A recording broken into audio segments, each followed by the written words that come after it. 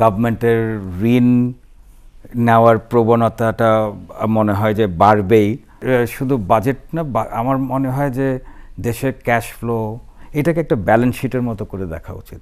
এই বাজেট আগামী 1 জুলাই থেকে কার্যকর হবে। আগামী একটা বছর হয়তো সরকারের যেই অর্থ বিল আছে বা আর্থিক কাঠামো আছে তার মধ্যে থেকেই ব্যবসায়ী এবং উদ্যোক্তাদেরকে আগাতে হবে। আপনারা কতটা আশাবাদী যে এই বছরের চেয়ে আগামী বছরটা ভালো যাবে? আপনার গিয়ে একটা প্রশ্ন থেকে যাচ্ছে যে ধরেন একেতে তো অনেক বড় একটা ডেফিসিট বাজেট, প্রায় 25% টোটাল বাজেটের ডেফিসিট। তারপরে আবার গভর্নমেন্টের ঋণ নেওয়ার প্রবণতাটা মনে হয় যে বাড়বেই। তো ওই জায়গাটা থেকে আমি বলবো যে গভর্নমেন্টকে আরও অল্টারনেটিভ দেখা বা খোঁজা শুরু করা উচিত।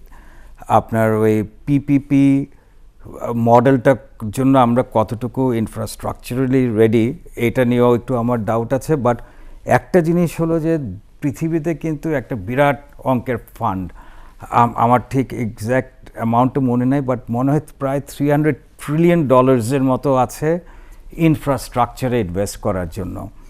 পৃথিবীতে প্রচুর কোম্পানি আছে যারা বিভিন্ন দেশের রাস্তাঘাট ব্রিজে ইনভেস্ট করছে, অ্যান্ড ওদের সাথে কন্ট্রাক্ট হচ্ছে 40 বছর 50 বছর 30 বছরে তারা টাকাটা ওই টোলের মাধ্যমে কালেকশন করে করে করে নিয়ে চলে যায়। তো আমাদের ওই ফান্ডিং যেটাকে আমরা বলি, এই বাস্কেটটা বা ফাইন্যান্সিংয়ের বাস্কেটটাকে নতুনভাবে সাজানো দরকার, একটু নতুনভাবে সাজানো দরকার।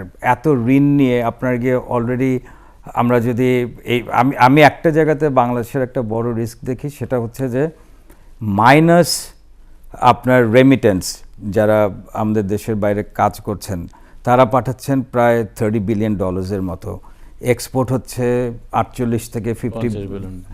অ্যান্ড যেহেতু আমাদের এখন ইম্পোর্টটা একটু সাপ্রেসড, গ্রোথ হয়নি, রাদার হয়তো কিছুটা রিগ্রেস হয়েছে, $68 বিলিয়ন মতো। তো মাইনাস রেমিটেন্স কিন্তু আপনি অ্যাকচুয়ালি একটা নেগেটিভ কান্ট্রি।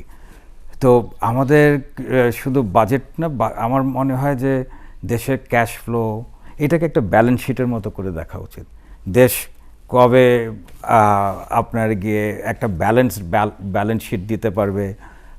বিদেশিদের কাছে আমরা গত বছর প্রায় বোধহয় $10 বিলিয়ন আমাদের লোনের এগেনস্টে পে করার কথা ছিল, $4 বিলিয়ন পে।